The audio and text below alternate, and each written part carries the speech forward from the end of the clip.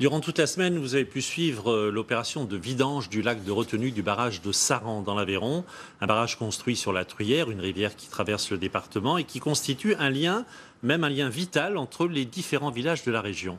Un reportage de Sylvain Dolland et Perrine Mislange. Ce jour-là, dans les sous-bois, les feuillages de hêtre fumaient, le printemps aveyronnais transpirait, un velours moussu enveloppait tout. Au milieu, la Truyère, jadis torrent impétueux capable de crues dévastatrices, la rivière a été domptée par les barrages qui jalonnent son cours.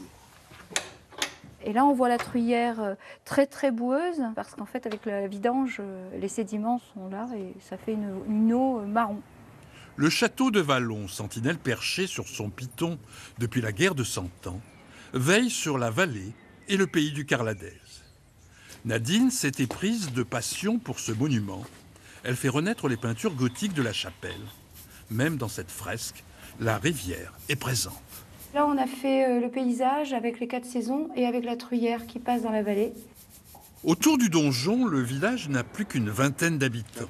Un chasseur qui accroche des pots au mur de sa maison et Roger, le dernier agriculteur de la commune. Tout le village, c'était des agriculteurs et ils avaient très peu de bêtes, mais ils faisaient beaucoup de fruits.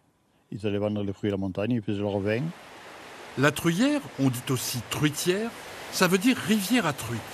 Un souvenir que conserve Linette. Mon père, il y avait vraiment beaucoup de poissons quand même. Donc il descendait, il disait tiens allez on va chercher une truite pour ce soir. Il mettait un coup de lancer, remontait, il avait 1 ou 2 truites. Alors comme sa mère et sa grand-mère, l'aubergiste de Broma met encore à son menu des véritables farios à la peau croustillante.